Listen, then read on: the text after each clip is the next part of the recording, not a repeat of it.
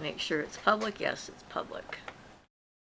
That only happens when we do a private conversation to try and make sure stuff is working.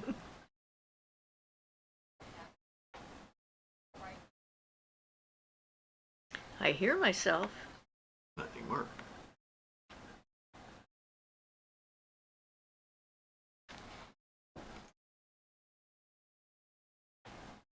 Okay, I muted my audio in case that interferes, which it sometimes seems to do.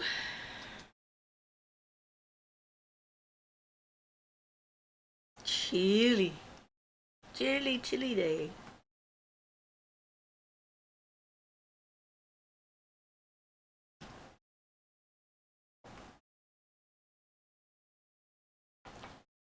Now we're just waiting for everybody to come in. Oh, all they came in at once. Bunch of them. Yay!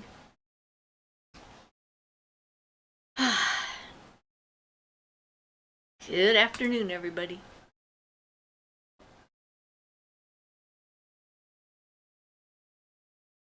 How's everybody doing?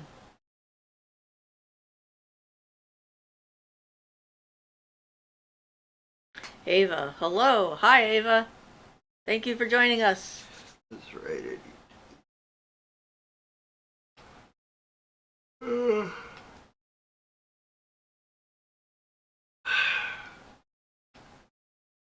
Leanne, hello from the Caribbean, or the Caribbean, depending on how you pronounce that.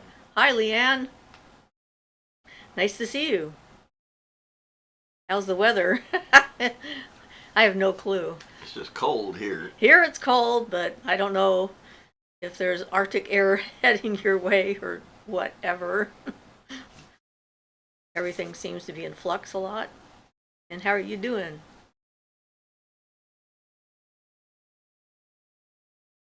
Hot all year round. Okay. Whoops, there goes a leg spasm. Whoop. Gotta straighten out that leg, apparently. It's cold enough I'm having spasms. Oh well. Yep, I guess I need to be where it's warm. Yeah, we just should have turned the heat on out here faster. Yeah, well, it was 2 hours ago we put it on, but yeah, this time of year we should probably give it 3 hours to warm up out here, considering it's not connected to the rest of the heat system. Adam says, hey Siofra, hope you are good. Hi Adam, nice to see you. I just realized that next Sunday it's Christmas Day, but since we don't celebrate Christmas, we'll be here. So maybe we'll see some of you guys too.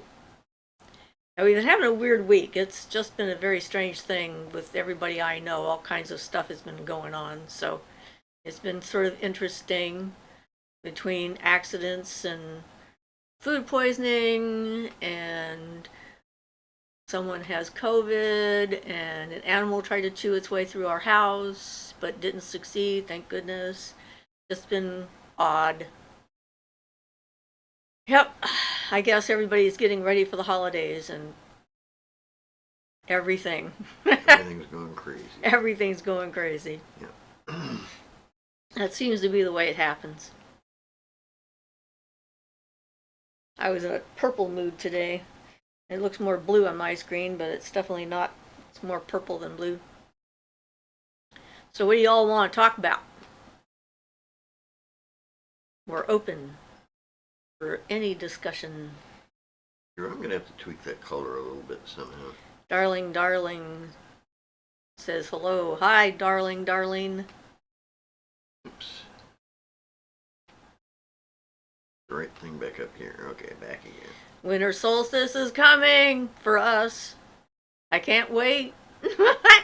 I know for the people in the southern hemisphere it's going to be the opposite, and it'll be like a sad day that, you know, the sun will be starting to lose its potency and whatnot, but I'm looking forward to seeing more of the sun. Yes, has been one of our colder years, more ice than there used to be when we moved down here. Yep. To start with, yep. Adam, how do you astral travel to the Norse realms? Well, you go into the astral and then you head to the Norse. I mean, I really don't see how that is a question. Yeah, you picture yourself being there. I mean, that's when astral traveling and the stuff. You picture and envision yourself being wherever you want to be.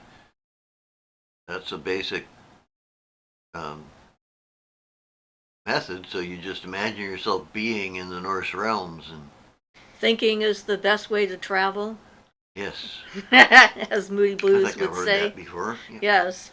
Have you ever visited them? Not on purpose. I've run into a few of them here and there. Like Thor likes me. Ava says, how do you protect yourself from negativity? Well, that's a good question because, negativity is all around us. And it comes in all sorts of forms. And it comes in all sorts of forms.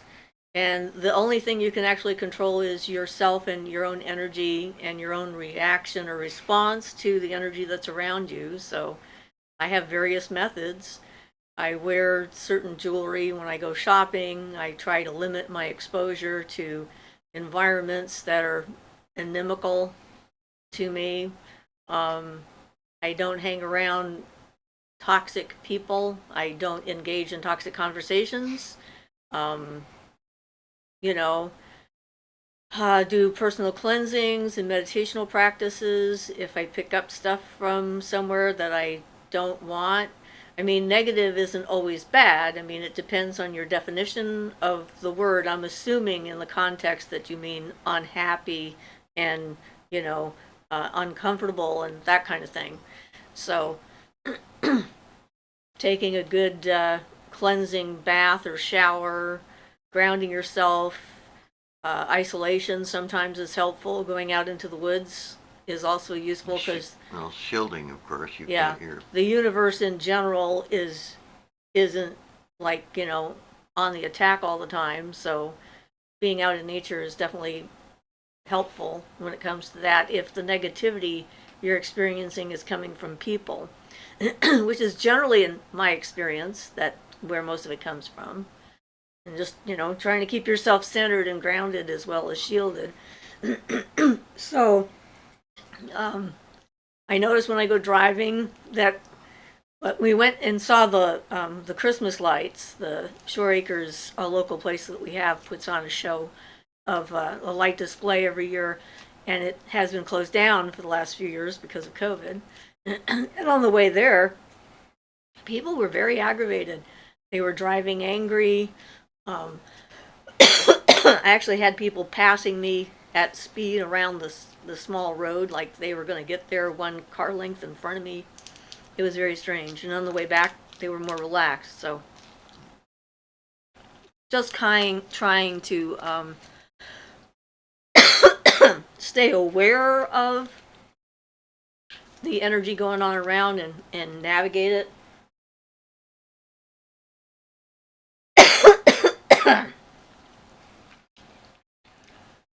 I have throat issues this time of year.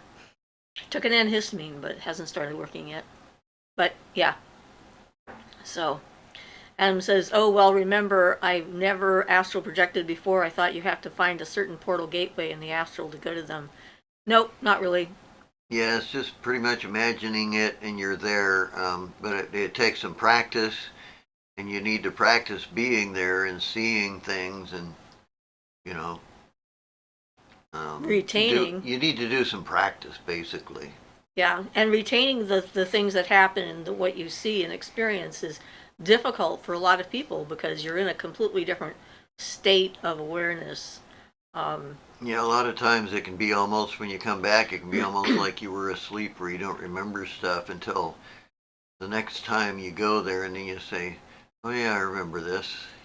Yeah, that's the way it is a lot of times. It's like when you're in essentially the same mental framework space where the experience happened, then the experience will come back.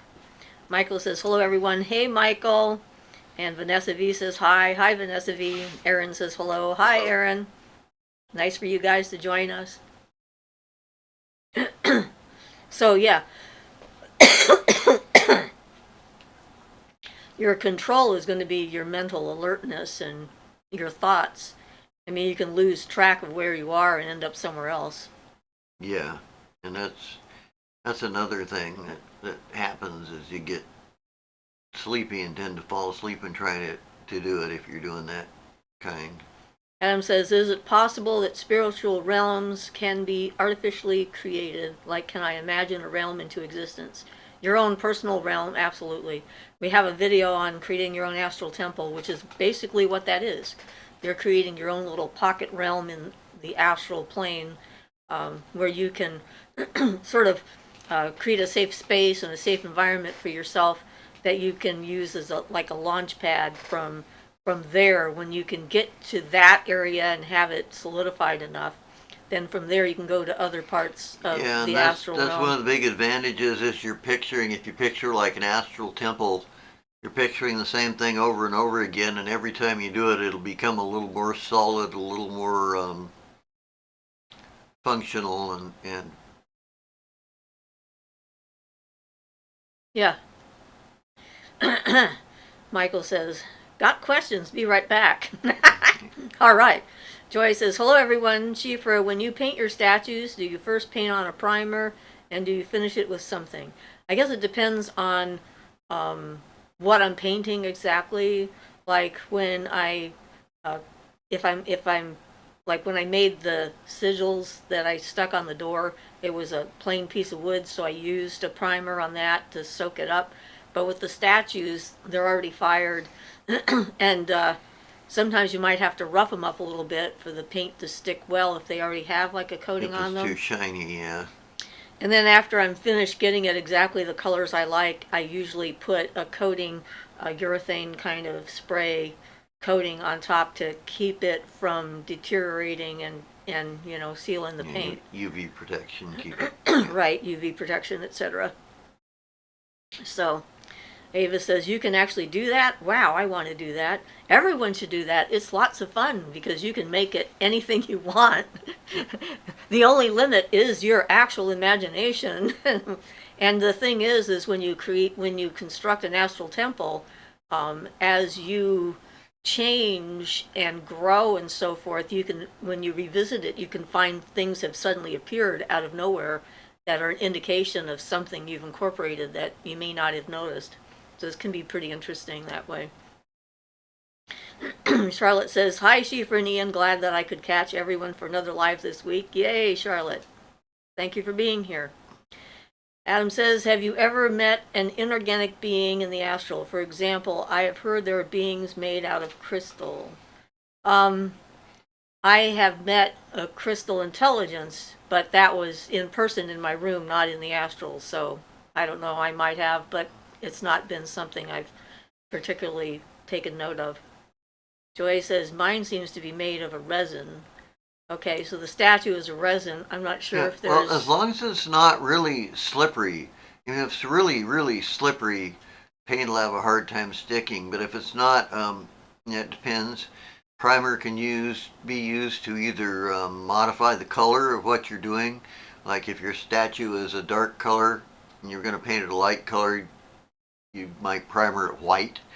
Right. To have a proper surface. So you don't have to go through so much yeah. paint. Yeah, so it can help stick in some instances. So Shay says, hello, dearest Siofra and Ian. I'm excited to be here. A silver lining to breaking my wrist and catching COVID is that I'm home from work. Yes, I'm so sorry. I hope that the stuff that you're on is helping you quickly and it's making you feel better, since I haven't checked in with you yet today. So sorry you got COVID and broke your wrist all in the same time period. Michael says, in regards to your last video, do you think laughing when you see something that scares you, or to laugh when something comes into your space that may be feeding on your fear in some way? Not usually, no. I mean, I had that tree spirit that was trying to scare me, and me laughing at it actually completely and totally changed the nature of the experience, because it was a genuine laugh. I thought he was cute and adorable in his trying to be spooky kind of way. So I think it depends on what's actually going on inside of you. Michael says, in an effort to create energy that entity does not want anything to do with. Yeah, I don't think that's a bad self-defense kind of thing if you can do it. Yeah. Because you definitely don't want to necessarily feed them, that's for sure. Yeah. And, it's like some of those paranormal shows, it's pretty hysterical watching everybody screaming at the top of their lungs and running for the door really fast. And I'm like, I don't know why you're doing this. Why are you here? But, and Shay says, plus primer is less expensive. Yes, it is definitely less expensive. Adam says to Ian, so if you cannot visualize, there are no other methods to access specific spiritual realms? I wouldn't say no other methods, but methods using drugs and things have their own problems, and anybody can learn to visualize. If you can't visualize, learn to. Visualization is related to the fire element, and if you're weak on the fire element or something like that, you won't be able to visualize well. And you work on the fire element, and that'll help. But basically, working on your character the way Barden recommends can adjust your fiery balance and stuff. So that would be fiery in the mental plane. And visualization doesn't have to be the only way for you to use your imagination.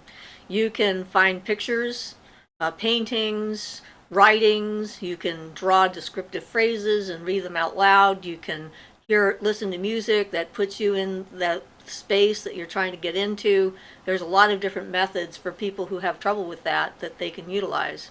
Because sometimes brains are structured in a weird way, and people have different disabilities that they're using. The visualization, unless you have something like organic brain damage or something, it should be a skill that you should be able to acquire, even though it may take some work. So Laud says, hi from England, glad to catch your live stream. Hi! I know, it must be dark over there. Ava says, I have trouble meditating because I can't sit still for long and I want to move around and do things. I also can't keep my eyes closed for long. It's hard for me to calm down or focus. Well, there's actually another good example. All that motion is due to fiery activity. So you've either got too much fiery activity, you might need to bring in some wateriness to balance it out, because the wateriness is the clear and calm, and it's the magnetic power that stops that of the water that stops that movement. And as far as actual practice, I recommend doing something like an asana practice where you're being completely still, trying to be completely still and completely relaxed, but so still you don't move, you don't scratch if you itch. Just being completely still, and by keeping your body completely still, you'll eventually get your mind completely still. But I recommend doing it in a position where you can, where you're poised enough to keep you awake. There's some muscle tension. I like Barden's asana, that's sitting up in a chair with your legs down, knees together, your hands laying on your lap. Keeping your knees together requires some effort, and not leaning on the back of the chair. If you've got a good enough back to do that, keep your back straight. Those will be things that'll keep you awake, and your body can learn to relax completely, and that'll help a lot with silence. You can also try moving meditations, like dance, yoga, interpretive kinds of things, movements or what have you, Tai Chi, and that can help. If you can use movement to help calm your mind, then you can get into the more quiet types of things and relaxing better. Yeah, Tai Chi is good for that. You're supposed to practice it slowly and smoothly. So it's really good for just slow and smooth, and every time you come up with a thought or something, it sort of interrupts it. So that definitely helps. I can't say for dance, but Tai Chi will definitely help with quietness too. Yeah, and yoga actually, the learning yoga was very helpful, because in the hatha yoga that I was practicing, you have the extremely active postures, and then you have the very still postures, and the idea is to turn the most active postures into the stillest, and the most still into the most active, so the activity becomes more inside of you rather than outside. It's not externalized, so you have this inner awareness and so forth, which is very interesting to experience. But try different kinds of things to help. And it could be that part of this is coming from anxiety. So making sure that you know your environment where you're going to be meditating and you're in control of the environment and so forth. Like Ian used to be afraid of the dark when we first got together, and we did a lot of caving and would go into a cave and turn out all the lights. And that never bothered me in the cave. But that's because the environment was so completely known. Enclosed, It's an enclosed, known environment. So you might want to look at some of those potential issues and see if that's part of what it is that's holding you back or making you anxious, that you feel you have to move and open your eyes all the time. Or maybe there's something else that we have no idea about. So, think outside the box. And it doesn't have to be one way. Meditation is not just one size fits all. And it doesn't mean that you can't accomplish the same thing using a different method. So Michael said, thank you, completely noted, just wanted to run this by you both. Exactly right. Why run? How embarrassing. Yeah.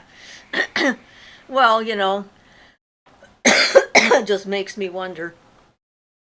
The Moonfire Dawn says, good evening, friends. I have been enjoying how much you have taught about certain authors. I'd love to hear more about Raven Wolf and Nighthawk. Perhaps video ideas?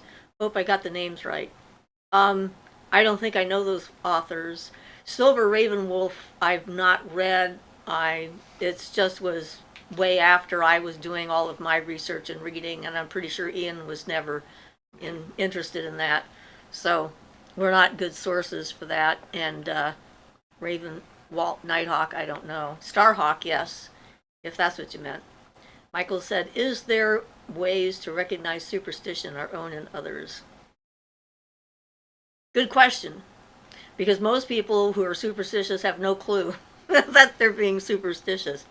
But if there's a situation, like some of the standard superstitions, if you sneeze, having to say, bless you, or whatever, if you're saying that just because it's now just considered a common courtesy thing, that's one thing. If you're saying it to make sure the devil doesn't get inside of them and keeping them safe, that's something else. So you kind of look at what's the motivation behind the action. And the definition of superstition would have to be that it's a falsehood. If it's not a falsehood, then it wouldn't be superstition, it'd just be reality. So,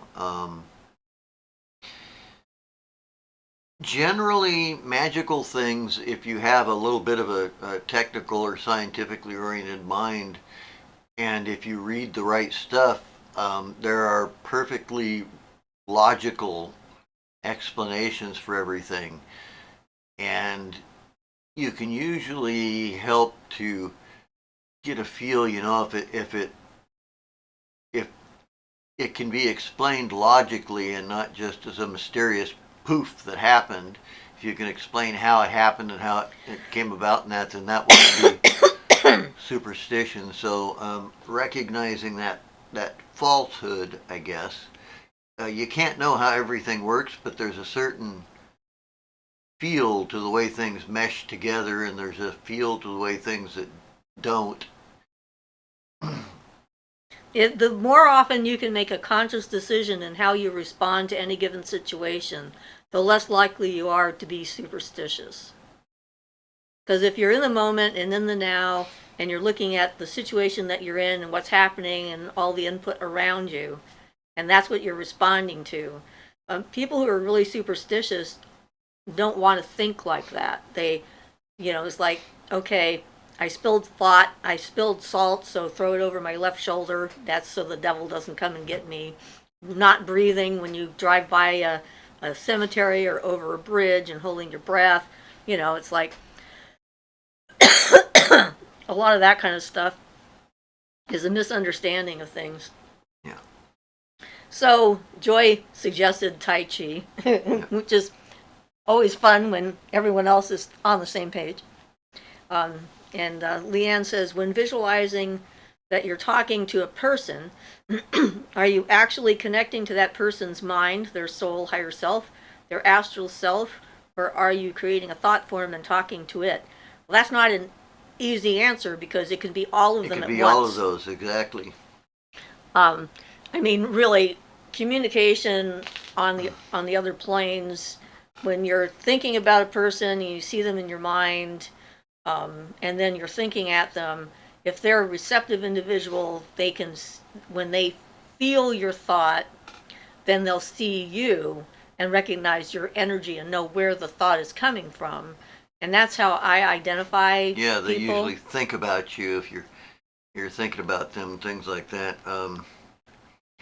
But it's not like, Right. I would recommend working on your clairvoyance, because that's what will tell you the difference between a thought form and an actual um, individual. But I've found when I focus on individuals, like if I'm trying to, like say, I want to gain an ability of a particular artist, say, it doesn't matter which one, Van Gogh.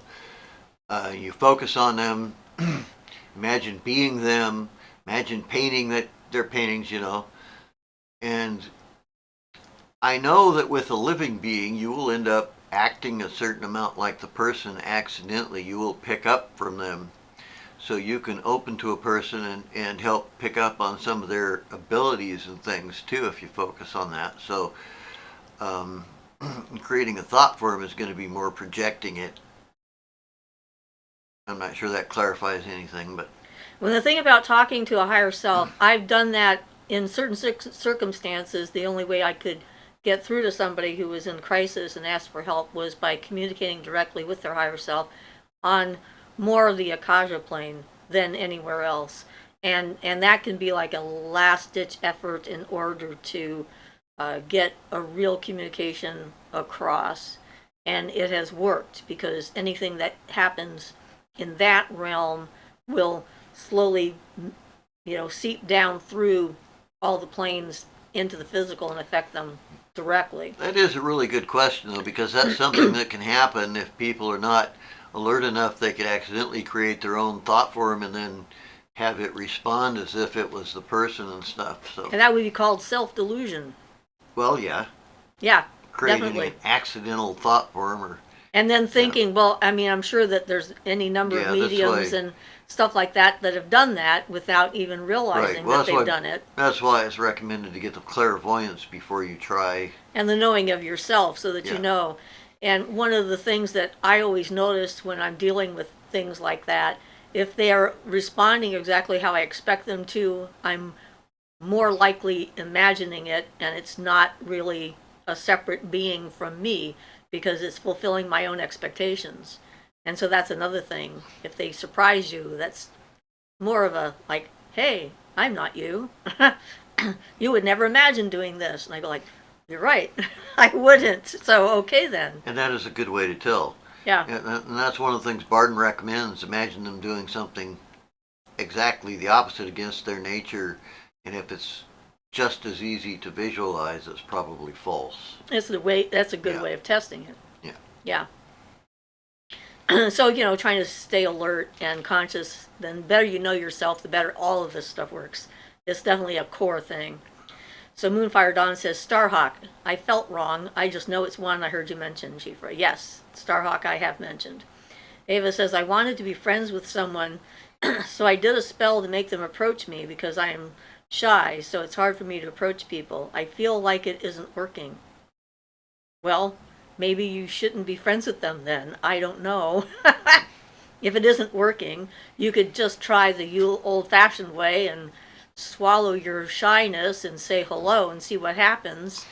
Or it could be an indication that what you're seeing in them is not something that's actually there. I don't know.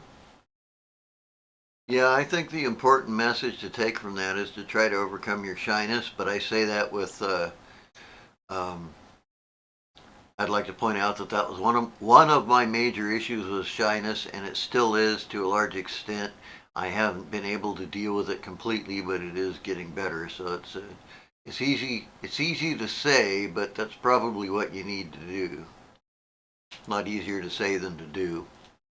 Yeah, and just because we decide that we want something doesn't mean it's going to happen. I mean, that's sort of the whole point, supposedly, of spell work and so forth, is that you're making the world conform to your desires. But it also has its own kind of, plan and its own energy.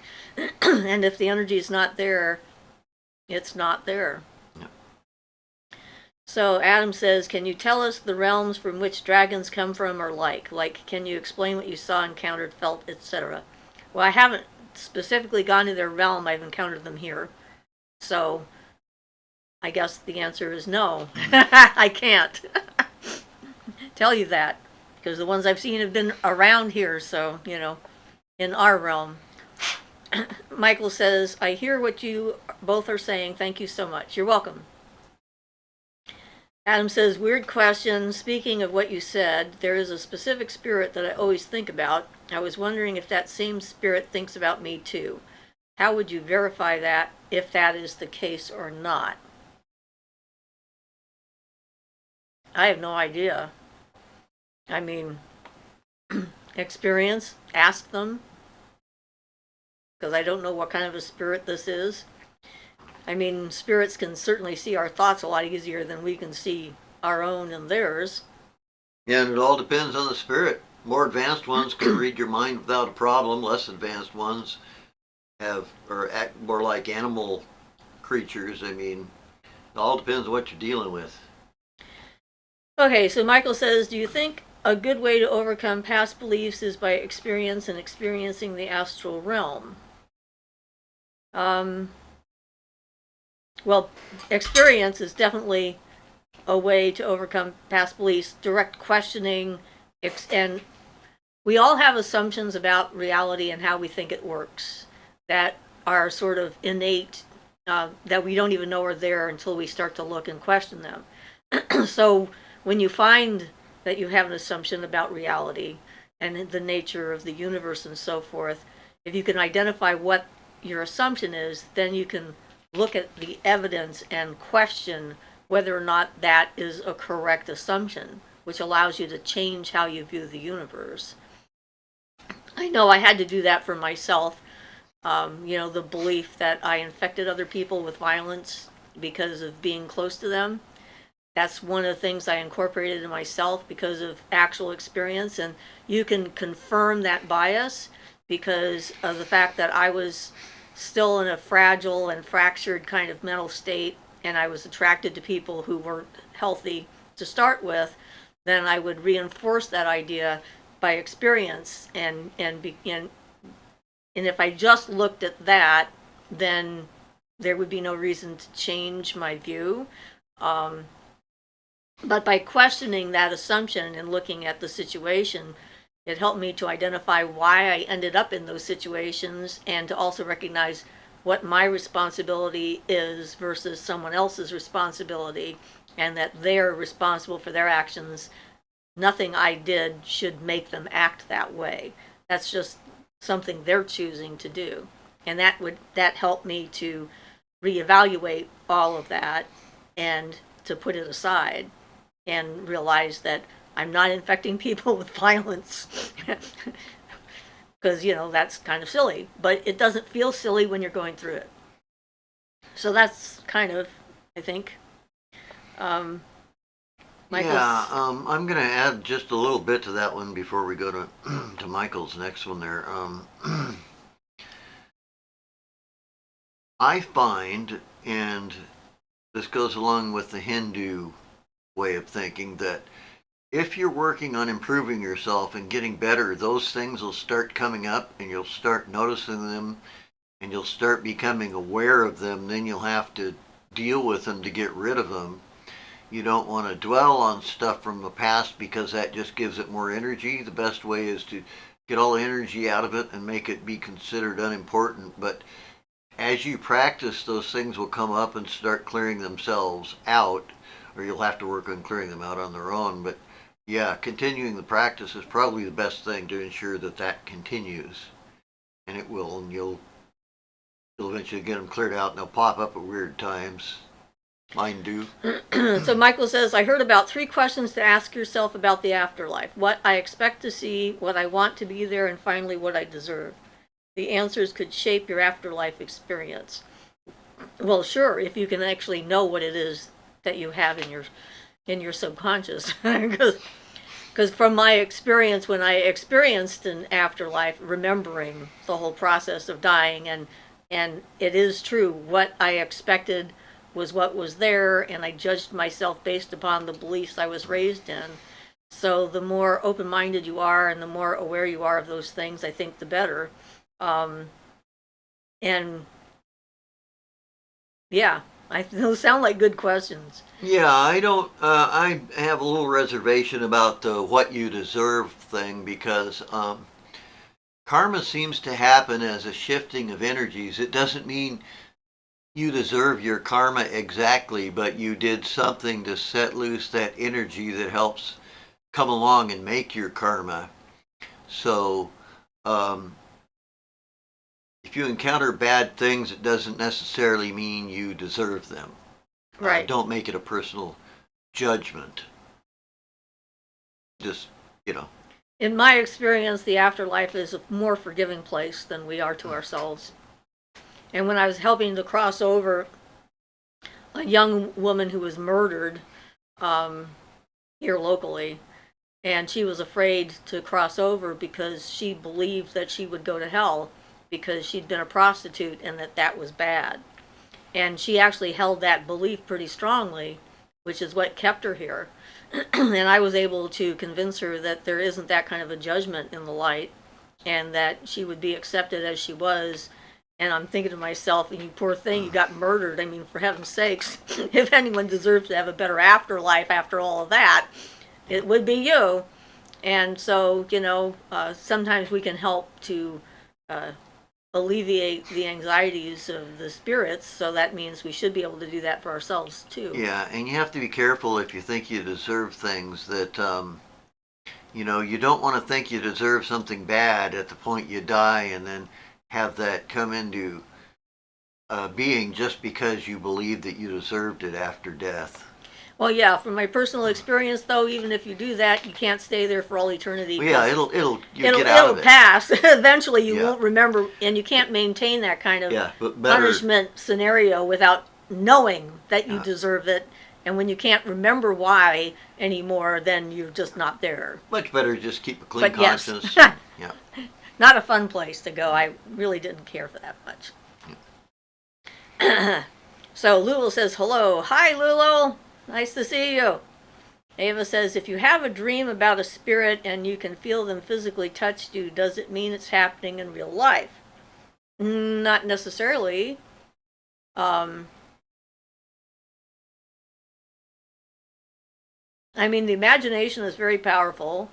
There's other things that can give you the same sensation, like when Kundalini rises. Yeah. A lot of times people feel it's an external force and a presence and so forth, even though it's an internally generated experience. So, whatever it is, you still have a choice to decide whether you want to allow it or not. So, yeah, I don't know exactly. Vanessa V says, Adam, you could ask them for a sign, just make it specific on what sort of sign and a time frame.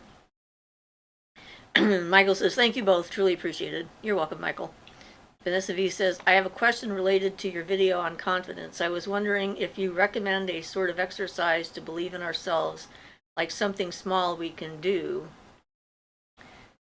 Let me go down here, that has measurable results in a way, or material results. I don't know if I'm being understandable, but something so that we can see what we are doing is working, so our self-belief grows. Well, with me, it was the healing, healing other people and sharing energy with them and having them giving me constant feedback about the fact that they were feeling better. So it was sort of like testing the reality of my experience. Trying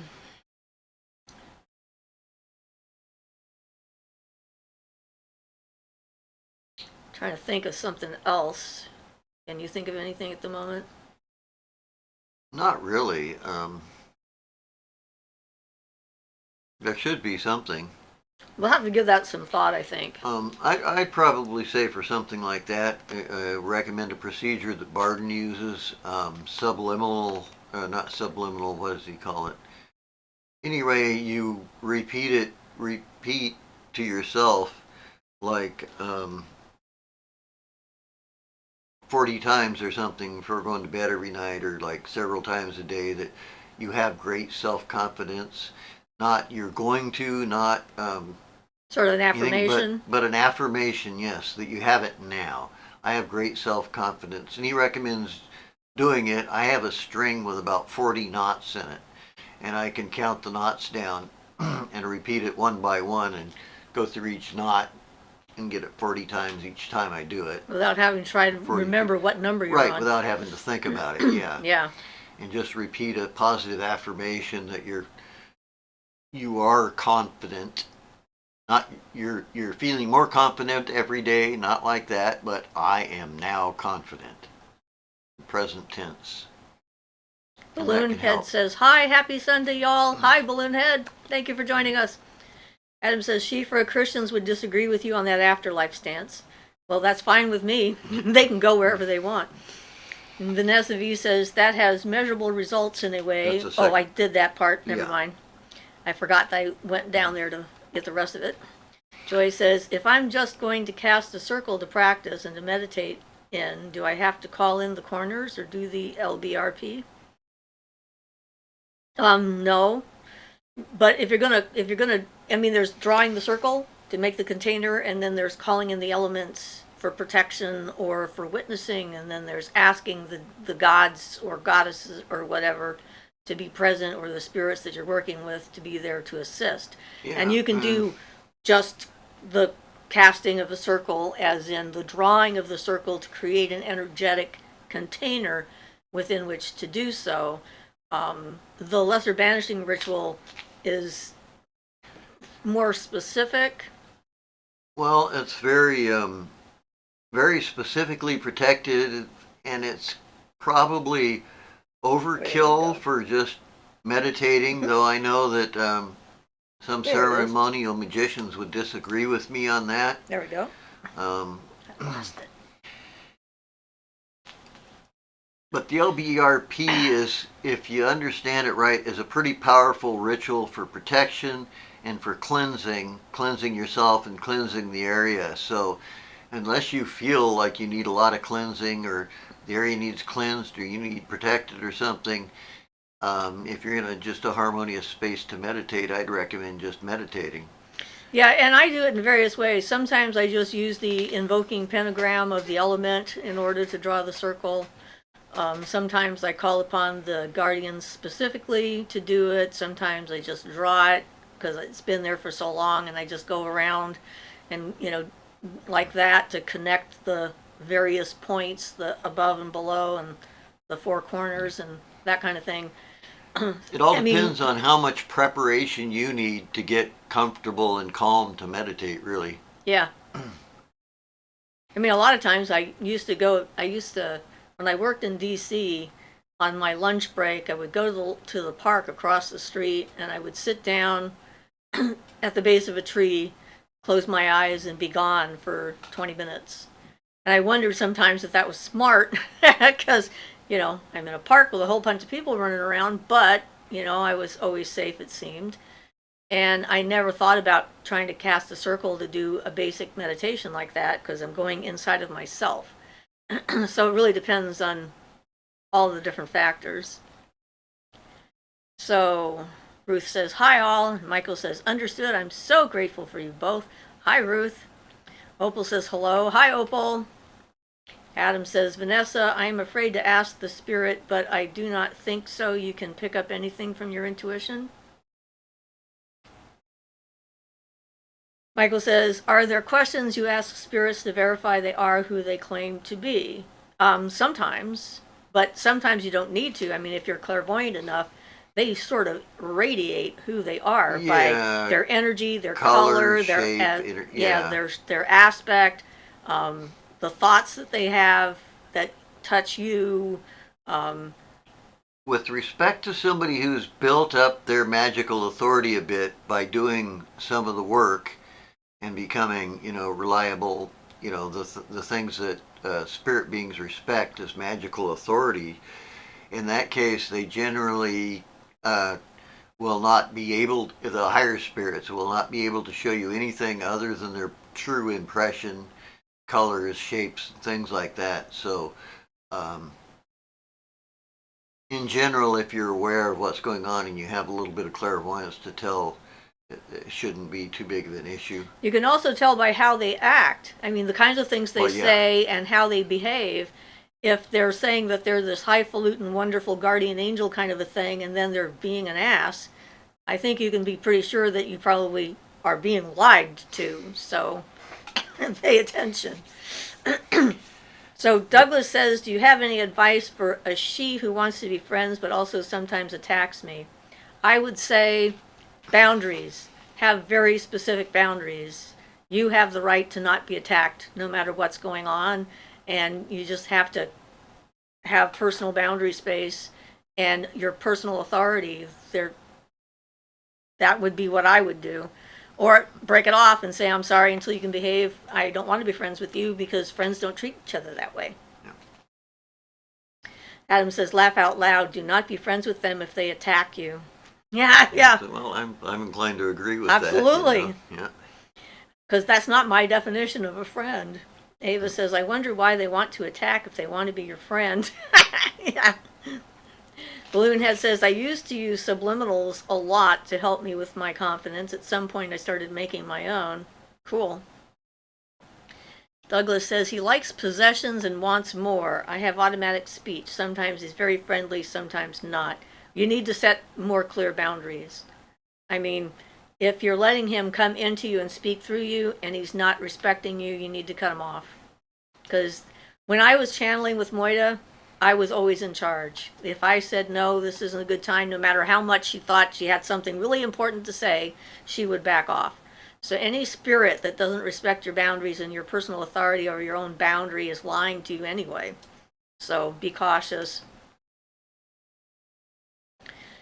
L, hi. Hi, Siofra. I have a question about Reiki healing. I heard a theory about how Reiki healing can be potentially harmful or at least not beneficial because the healer visualized certain symbols that gets implemented in the receiver's energy body. What do you think about that? Imprinted, I should say, not implemented. Those symbols that you're using are to activate the connection that you've been given between you and the angelic forces that have agreed to send the energy. And what you're doing is you're making that direct energetic connection to the person who needs to have the healing so that they can find them and send them the healing energy. The person getting the healing is not receiving the symbols. The symbols are done to draw down, the symbols are done by the practitioner and visualized to draw down that energy and pull it in. But the healing energy going right into the person, if the Reiki is an actual Reiki healer and they know what they're doing, they're not putting any symbols in anybody except when you get in a Reiki attunement. That's what a Reiki attunement is, but treating and healing has nothing to do with the symbols as far as the receiver is concerned. This is true. And any harm that might come to the person who's doing it is because they're using the energy incorrectly. And they're like taking energy in that they're not supposed to. Reiki is supposed to be pretty safe because you're allowing you're a conduit for the energy, not the implementer. So, you're there to facilitate. So here's this ball of energy in here that's got all this wonderful healing energy. Here's this person down here who needs to have it but can't access it. And here's you in the middle connecting this stream of energy to the person who needs it. And so you're letting it pass through you but not taking it or keeping it. Right, and if the receiver gets anything imprinted, then the Reiki practitioner is doing it wrong, other than the healing energy.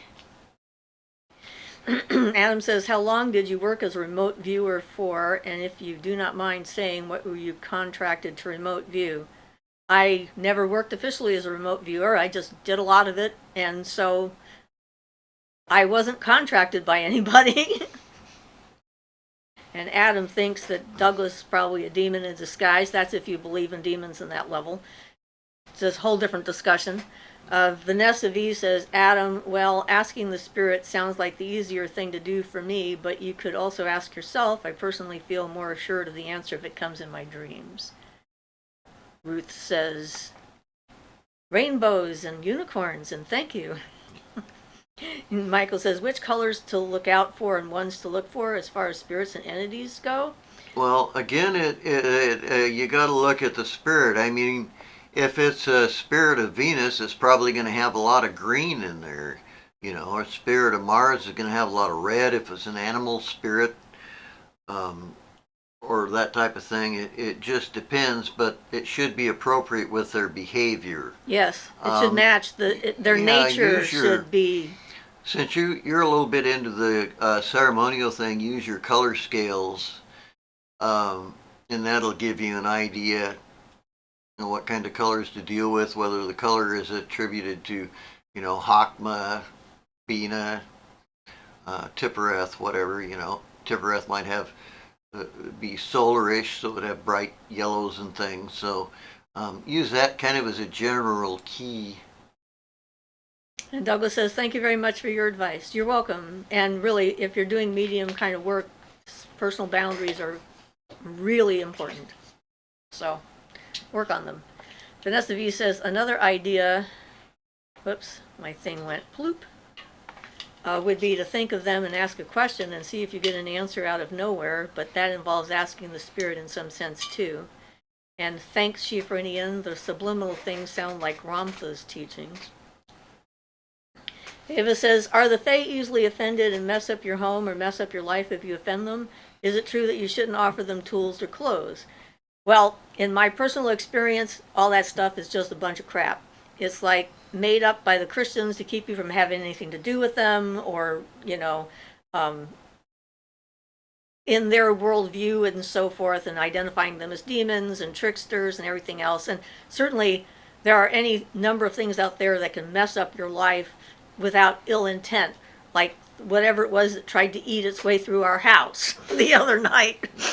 I'm sure it had no ill intent towards me. It just thought there's something warm in there, I'm trying to get in. And so, our human judgments that we make about these things are sometimes get us in the way. But I have never had a fairy offended. I think in my personal experiences that they are mostly offended by being ignored and not appreciated. And this whole thing about if they give you something, don't accept it. They don't understand that because they're giving you something because they think you're going to like it. and, yeah. That's what I think anyway. So Michael says, understood, will do. Exactly what I was asking. Adam says, hey, Ian, have you ever known someone to do spell work to get a job?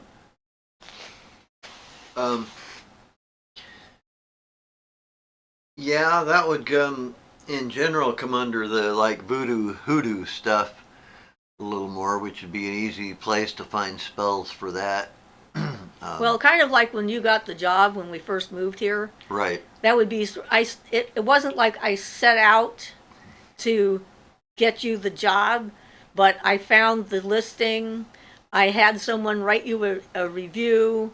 I knew you were going to get the job, even when they sent us a letter and said he didn't get the job. I knew that was wrong. Yeah, but we need to add in the magical practice, though, because I had done a ritual to come over here and did a ritual to Yamaya. And that wherein you give her some honey muffins with some honey on top, and you wrap them up in a brown paper bag and throw them out into the ocean. And that was before we met. That was and that was where I ended up getting the job, was here in Coos Bay, which is where he did the ritual. At the time I was living in Medford. Yeah, so a lot of times things happen, you're preparing for something. It's not like you're not saying, I'm going to do a spell to get a job, but everything you're doing is leading you to the job.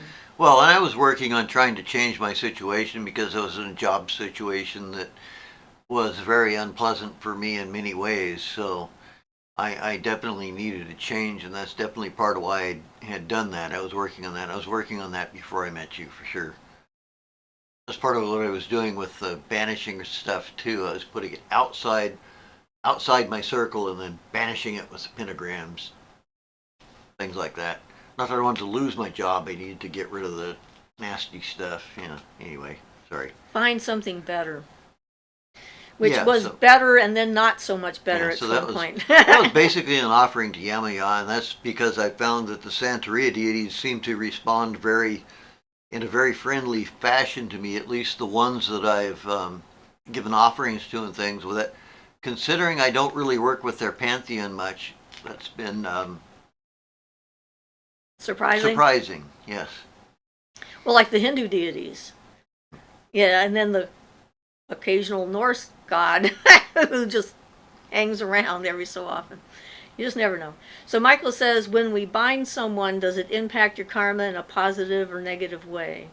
I think that depends on how you bind them. And what And yeah, why. what the reason is and what the results are, you know. Yeah. If you bind somebody, do you accidentally make a bunch of bad results from that binding, or does it just prevent them from doing bad things, in which case you probably end up with good karma? It's Yeah, there's always an hard to ethical tell. question to consider.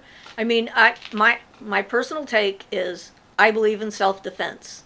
So if somebody is attacking me magically and I know it and I know who they are, I can feel them and so forth, I don't have a problem binding their abilities to stop them, because if they're attacking me for no reason, they're probably doing that to other people.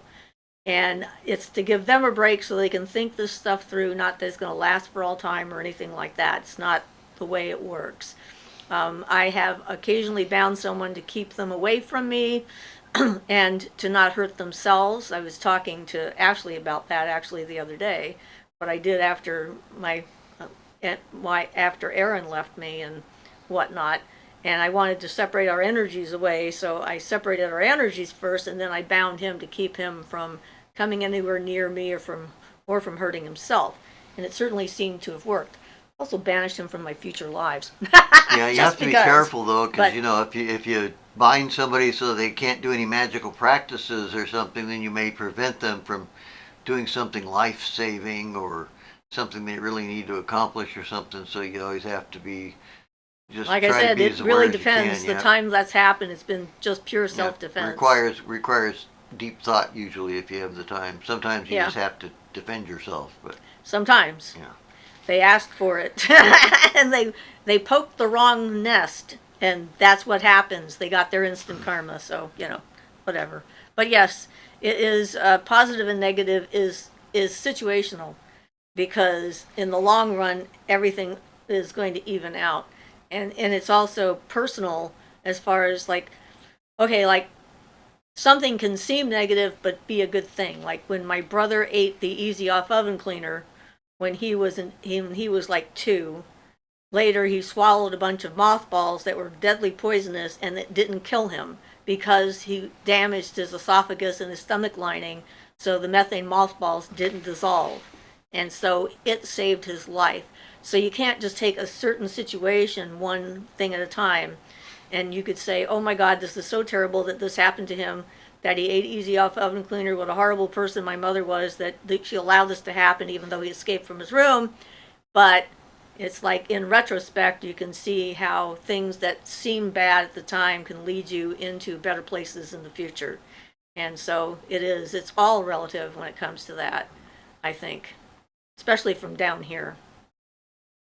Okay, so Balloonhead says, have you ever done automatic writing? If so, how do you typically go about doing it? How was your experience? I've done some automatic writing, and I don't really remember much at this point because that was a long time ago. And yeah, I don't know exactly how to answer that because I can't really remember. I haven't done automatic writing that worked as such as automatic writing, but I have had things given to me that I've written down, and they can appear to you like thoughts appearing in your head, and there's a difficulty of telling it from your own thoughts and things. But no, I don't know too much about it. Barden mentions how to go about it and how to his method for how to go about it is to separate your spirit from your arm, the hand and the arm that you're going to allow another spirit to use in order to write it out. so that you're not giving up all control of Right. yourself, Right. but you're just allowing it to have this implement, this to use to Right. connect To with have physical control reality. of your arm and just your arm, not your whole self. Right, That's just and one that of the would main require a differences. lot of training, I would Yeah. assume. So yeah. Ava says, what do you do to start working with a god or a goddess? Well, read a bunch of mythology and see who is you're interested in, and then what your needs are, what you're working on, and who might help you with that. That's the nice thing about polytheism or paganism in general, is that there's always some personality out there that's got it more together on another level who can help you with like what you need to learn or what you need help with. So I wouldn't just go randomly pick any god or goddess. I would look first at yourself. What are you working on with you or your situation, and then see which of those types of deities are interested in working with you, because it's a combination. It's not like I pick you, you're going to work with me thing. It's a mutual respect, because they can decide no, they're not interested. So if you think start watching, or watch your dreams. You put out the thought, the idea. You can do that in a ritual kind of a setting and go like, I think I'm ready now to work with a deity. I'm not sure which is the best deity for me to work with, but here's me and this is who I am. And is there someone out there who thinks that this would be a good fit, kind of thing. And then pay attention to signs, your dreams, coincidences, synchronicities, and things like that. All of a sudden, everybody you know starts mentioning a specific goddess name all over the place. Every show you watch, every person you talk to, or half of them, is like this thing just keeps popping up and bubbling up to the surface.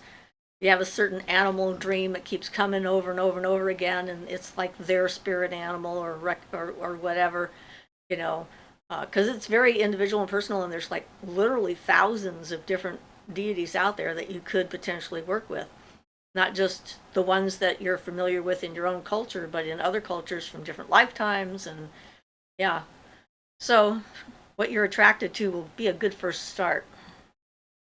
I think that's what I can say about that. Vanessa V says, maybe I should do a ritual like that. I need a better job.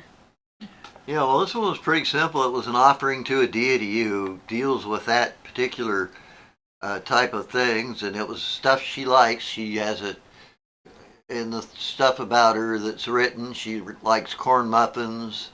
I think it was 3 pennies and some various things, and just put several of those together, corn muffins, and put them in a little paper bag and twisted it up like a Hershey's Kiss kind of thing and tossed it out there. And that seemed to have worked pretty well. So yeah, something of that nature. Find someone who's amenable to that. One of the beings helps you get a job, and that's certainly one way to do it. Candle work. There's a lot of candle work will work for that kind of stuff. Anointing a candle and using that. Yeah, putting the idea out there is like you're programming the universe. You're sending out the thought form, the notion, the feeling, the emotion, and so forth.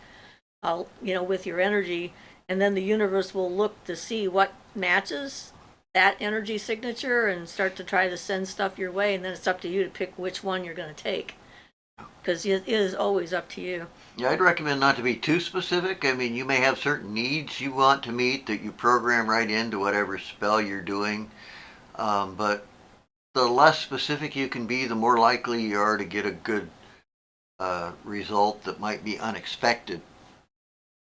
My arm keeps getting cold. I keep throwing this off of me. Okay, so Swan Song says, hi, Siofra and Ian. Oh, Eve says, Merry Meet. Hi, Eve. Sorry. Hi, Eve. Swan Song says, hi, Siofra and Ian. I finally made it to a live. Thanks for the Facebook post reminder. Yay. I do that. I try to do that, so it's nice when it works. I don't think YouTube is very good at notifications. Happy to be here. Always good conversations. Thank you for being. We love to have our participants. Michael says, gotcha. Thank you. You confirmed my take on it. Loonhead, thank you. I've tried it before, but I like having a bunch of ways to do something, which is why I asked. I've tried pen on paper and typing. I've gotten clearer messages through typing. Of course, there's always the Ouija board type of thing, and you can always make your own. Barton recommends making your own little planchette and stuff for doing that type of communications, but that could also be that's not really writing, but it's a definite type of spirit communication if you can make it work for you. Yeah. Or not be having superstitious thoughts about it. There's a lot of those around the Ouija board.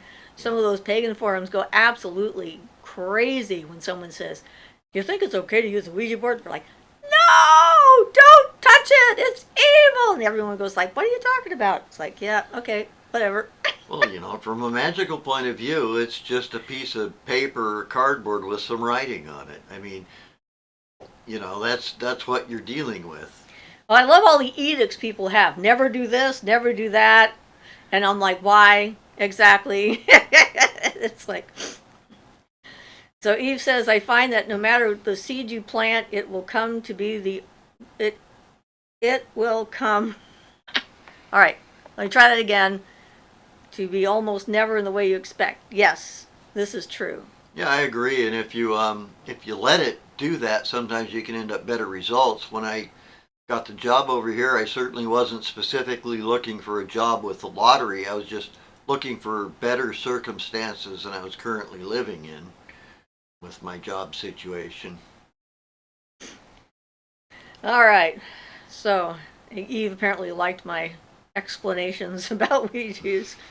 Vanessa V says, thank you. Well, that is my favorite way of asking for something, just stating my basic needs and trusting in the best solution for my growth.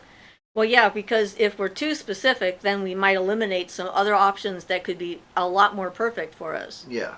And that's the reason.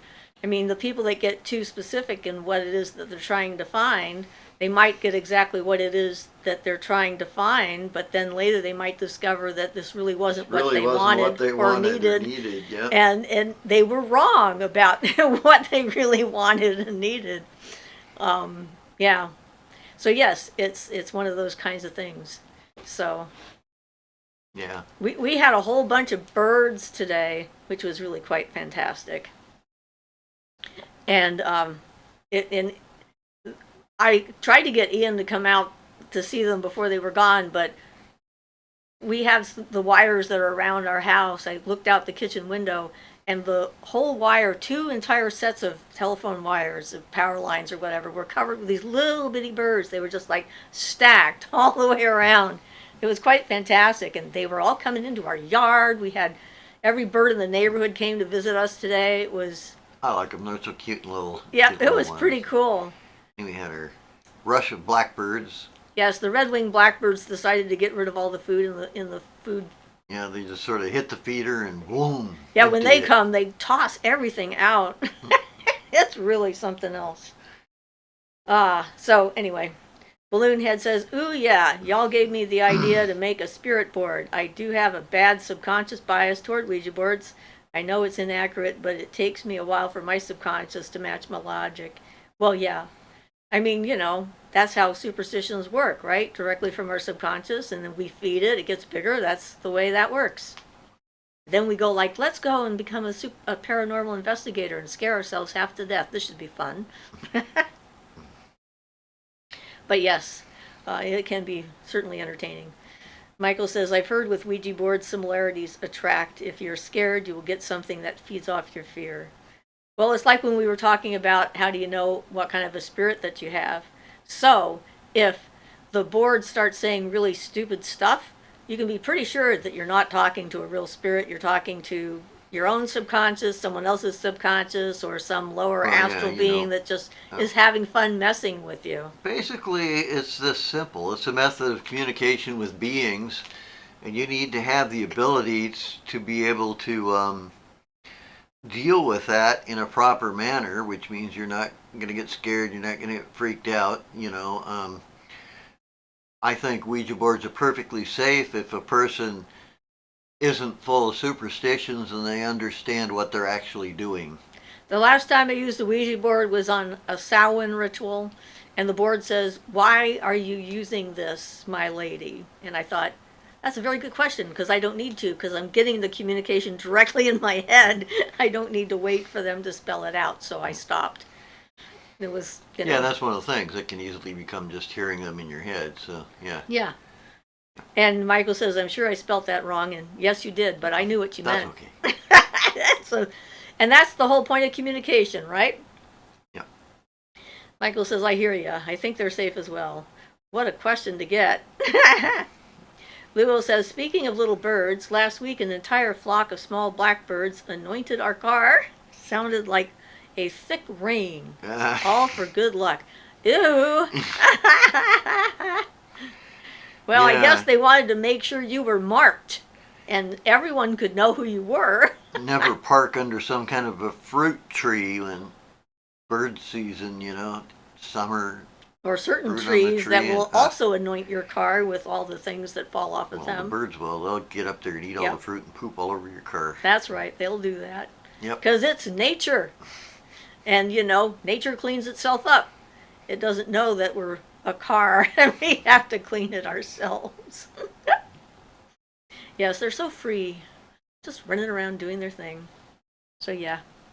But I like them. We also had a deer this morning that was in our animal activity. Yeah, there was a lot of animals today. Since we're pretty much in town, and just on the outskirts, kind of, but. Yep. And the deer actually stopped in her tracks when I was talking to her because her ears were swiveling back and she was clearly listening to me. So that was kind of fun. I like to annoy them. So Eve says, I was learning today about the energies from the cosmos that we will be experiencing and intensified in the coming weeks. Evidently, this is a time of transition. And I believe that may be the case of why people are being called to ritual. Well, hopefully everything is a time of transition, and sooner or later, we'll figure it out. Vanessa V says, and don't feed birds with blueberry granola bars. That's what you were laughing at. Yes, that's what made me laugh. Yes. Yeah, that would be dangerous. And, it's just fun. Balloonhead said, speaking of trees, what happens to their spirits when they're cut down during construction? Well, they go into other trees around them if they know they're going to die, or if you get them before that happens, they can become a living being inside of a wand, which is what I have. Adam says, what's your opinion on demon worshippers? I think they're silly and wasting their time. That's my opinion. I agree. I don't think there's any point to it because there's so many other, so many other ways to go. It seems like, just heading for trouble just for the hell of it. But Balloonhead apparently says, oh, yes. And my very first wand was a tree I'd made very close friends with. And they were going to cut the tree down, and I didn't want to lose the connection with the tree. So that was my first wand. I talked to the tree and made a date to go and cut the wood, and the tree agreed to stay in the wood. So, Adam says, me too, but explain why you think so. Well, no. I don't know how to explain why I think so or if there's any point in it. It's just that's what I think. Well, yeah, why should somebody worship a demon if they don't want to do bad stuff? I don't see any other reason. There's so many more positive beings that are just as powerful or more powerful than the negative ones. And especially if they're using the term demonic, then that specifically implies something harmful, and that would be the reason they're doing it. So if you're not out to harm and hurt people, makes no sense to me. Yep, same here. Adam laughed at my answer when I said no. Ian has to leave briefly. He'll be back. So Eve says a lot of Aries energy on Taurus at 0 and 1 degrees. That is an Aries degree, which calls to sovereignty. I don't actually do much with astrology, so that's just a series of words that have no meaning to me, but I'm glad they have meaning to you. Whatever works and whatever people are doing with it. Like we all have different methods of interacting with the universal mind, and certainly astrology is one of them. Adam says some people say that demons are actually good, misunderstood, benevolent entities. They can believe whatever they want. I have my thing, they have their thing. So long as they're not sending their demons after me, we're okay. I can let them do whatever they want. So, yeah. But anyway, since I'm just curious, since we have you here right now, and next Sunday is Christmas, are you all going to be here next Sunday? Should we do a live show or not? So let me know. Adam said, has anyone ever tried sending a demon to you before? Or any negative entities? Well, occasionally, some people have tried and they have been sorry that they did so because it doesn't work on me. Michael says, yes, you will be here. All right, good. If we have one person coming, we'll probably be here. My son invited us over. We're going to go over on Saturday because I told him Sunday's our day with all of you guys. And then later I realized that was actually Christmas Day. His wife asked me what our plans were. I said, we don't celebrate Christmas. We celebrate the solstice. So I'll be free on Saturday. Joy says, no, my daughter will be home. Opal says, I'll be here. So we've got 2 people who will be here for Sunday next week. I'm doing a poll to find out if there's a reason. Okay, cool. Shay says, yes, I will be here on Christmas. So now we have 3 people. So there's a good reason to have we can do this. We can have a live show if there's going to be people. Yeah. Even if it's a small, intimate group, we can have all kinds of fun conversations. Yeah. You should probably make an announcement, though, on the site, the community thing. Oh, yeah, and let them know we're going to do it. I will do that. Ruth says, me too. Eve says, I know you're not really into astrology. I'd share interesting information. I appreciate it. It just goes like this over my head. So maybe it means something to someone else who's listening, so that's fine. That was a strange sound. What was that? I don't know. Sounded like something went pop like that, like it expanded or something. Noises coming out of our garage. Lulu says, I am a maybe. Balloonhead says, if you're doing one, I'll show up if no one forces me not to. Well, I hope not. Vanessa V says, I won't. We are not religious, but my mom likes celebrating Christmas anyway. Yep, I figured that happens to a lot of people. Yep. Moonfire Dawn says, no Christmas plans with anyone but you. So we have more people coming. All right. LNL says, me and my boyfriend might pop in. We are Swedes and weird, so we celebrate Christmas the 24th. Cool. Michael says, I celebrate Yule. Would love you both to be part of it. Well, we are also celebrating Yule. I haven't decided exactly when. I'm thinking we're going to do it on Wednesday because I have a lot of cooking to do and tomorrow's too soon now. Balloonhead said, speaking of interesting information, have y'all heard of opalized fossils? Yeah? Cool. We've heard of them. Found a few here and there. Adam says probably 50-50 I might come. Okay, we have enough people. We'll be here then. Awesome. Do you have anything about opalized fossils that you want to ask? Or to say. Or say? Impart? Share? Michael says heart and thumbs up. Opal says, yes, I have fossils myself that look to have a pearl sheen to them. I work on amylite. There's trees that also get fossilized, not just the limb cast that we we have a bunch of limb casts. Yeah, we actually dug some limb casts in Central Oregon. One year we went on like a rock hounding trip that I planned, and so that was It was fun. actually kind of interesting Yeah. what you can find. Yeah. So Blah Blom says, not organized enough for Christmas, so I'll be here. Yay! Mm-hmm. Michael says, do you think incense is necessary for a ritual?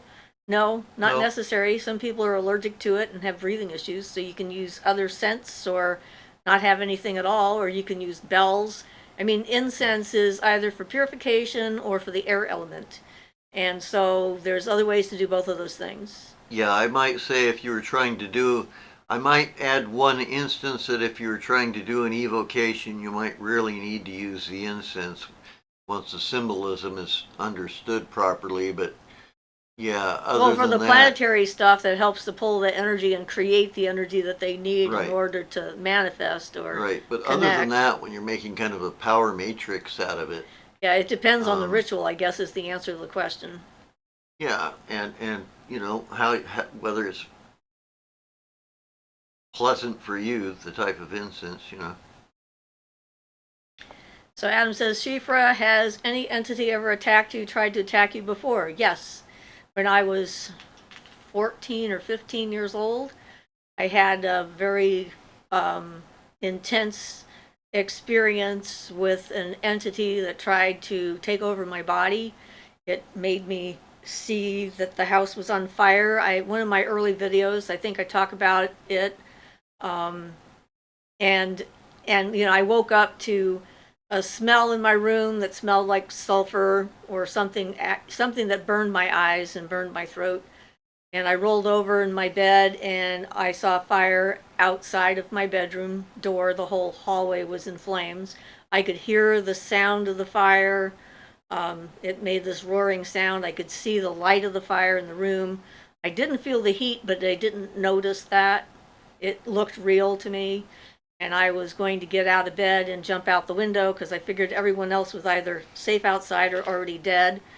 And then this shadow thing came from the ceiling and pinned me to the bed and pushed me down into the mattress to the point where the springs in the under part of the mattress, the spring part, actually creaked. And I was shoved all the way down and paralyzed.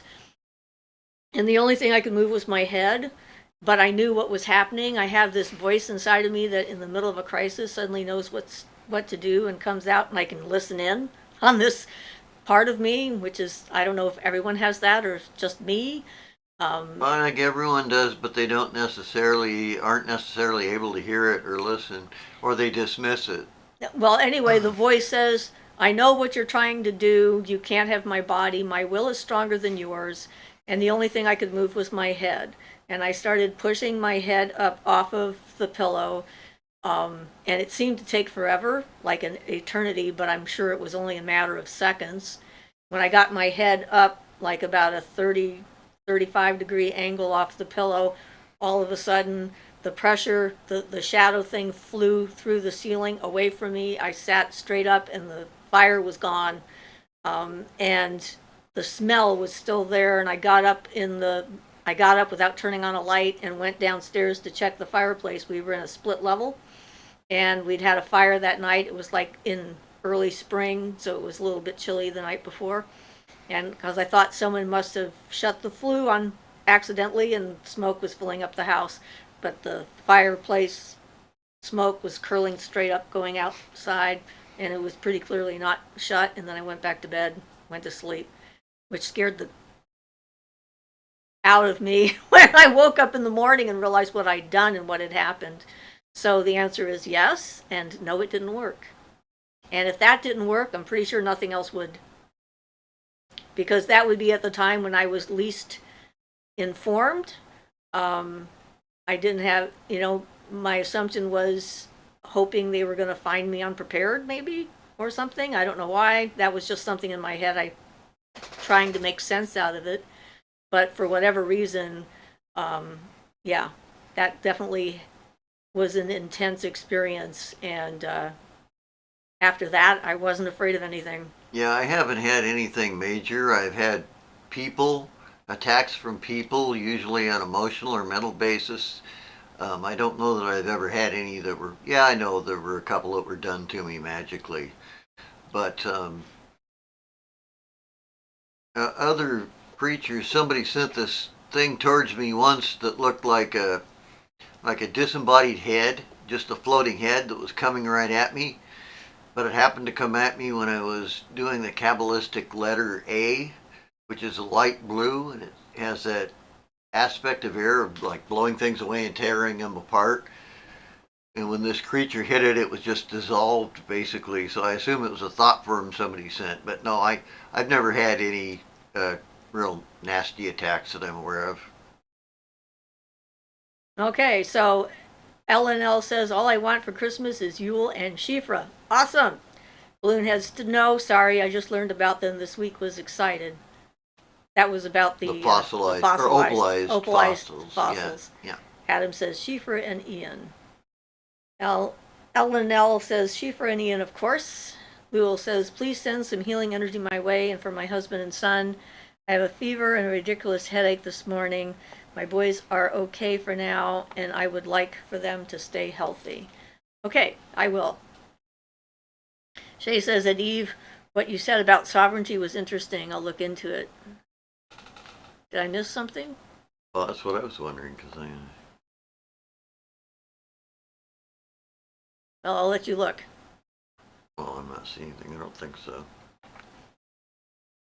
Well, I guess we'll figure that out. That was at Eve. A lot of Aries energy in Taurus at 0 and 1 degrees. That is an Aries energy which calls to sovereignty. Ah, okay. Lulu says, whatever I got, I don't want them to have it. I don't blame you. Michael says, noted. Thank you both. Eve says, it smokes them out. That would be the incense.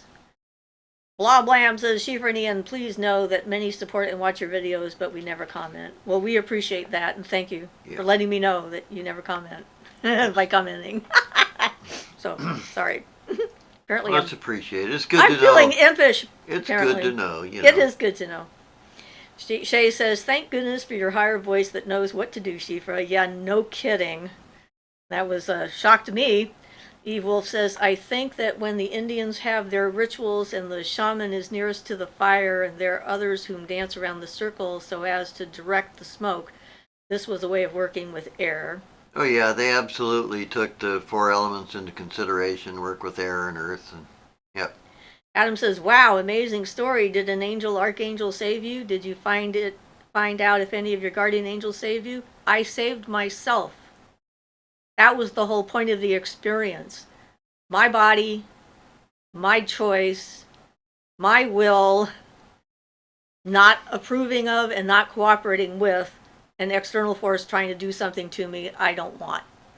So that would be authority, I guess, spiritual authority. And no one came and saved my ass. I saved my own, for which I'm very proud. Eve says, energy directing. Wow, that must have been crazy. Yes, it was. Bob Lamb says, you both educate and inspire, and you do it with such kindness and diplomacy. I'm so glad we're diplomatic. You elevate us and without judgment. I try, because, we're all in the same boat, even if we're in different paddles or different parts of the stream or whatever. It's like, we're all just trying to figure this stuff out. Michael says, any ideas on raising extreme amount of energy? Oh, using a natural event can help. Yeah, ways I don't recommend, like animal sacrifice, releases a huge amount of energy. But, that's not raising the energy so much as like piercing the veil between the worlds. Well, yeah, it's more like a kind of stealing the energy from the animal, so to speak. Right. So, yeah. But, lots of people dancing. I did the ritual that I did in Texas with the thunderstorm. There was a lot of energy available because of the thunderstorm. So, you can certainly draw energy from the earth itself, and it doesn't have to be extreme. Well, yeah, and from the sun and all other sources. But yeah, a group ritual. If you can get a lot of group minds working along the same lines, but that's difficult to get them all working along the same lines, putting energy in the same direction. Yep. Moonfire Dawn says, Balloon Head, I found a site selling opalized shell fossils and got excited too. Shay says, yay, hell yeah, she saved herself. Yeah, I knew you'd like that. Lulu says, yes, I have that voice. My guardian angel, it's very clear. I think it's my subconscious, but, whatever we call it. Ellen L says, have to go to bed now. Unfortunately, it's 0:22 here in Sweden. What's the time where you're at? I guess that would mean... Thank you for joining. 3:22? It's 3:24 now, so it was 2 minutes ago. In the afternoon, so yes. Good night. Well, good night. Thanks for being here, especially at that coming. Hour in the morning. We really appreciate that. We're almost done with our part, too, so it's been almost an hour and a half. Yes, and Shay has answered Ellen L's question. Michael says, thank you, understood. Yeah, I mean, if you really need it, it comes. At least it has for me. That thing in Texas was pretty awesome. That was the only time I've seen ball lightning. It was pretty exciting. Moonfire Dawn says, I love how you're even diplomatic with each other. Great team. Like the time Siofra started coughing while Ian was reading, he passed her water without pausing a word. Ah, yeah, well, we are in tune with each other and we care Yep. about one another, so, and it shows, so that's a good thing. Yep. Swan Song says it's 1725 here in good old Illinois. 525, okay. That's, I have to translate that. Ruth says it's 625 here. Okay, so you're on the East Coast, somewhere in the East Coast zone. Could be in Canada. Vanessa V says, thank you very much. Happy Yule. Sorry if I misspelled. Nope, that's how you spell it, or at least that's how I spell it. Maybe someone else spells it different. I don't know. But hey, I know what it means. That's the important part. Moonfire Dawn says 625 in Michigan. Ruth says Michigan. So you guys are in the same state. Awesome. All right, well, I guess we have to get going at this point, but this has been fantastic. I'm having a ball. So I'm really excited about the sun coming back, apparently. So thank you, everybody, and we'll see you on Christmas Day, which is not a day we celebrate for ourselves. So whoever shows up, we'll have a fun time and talk about whatever we want. That's right.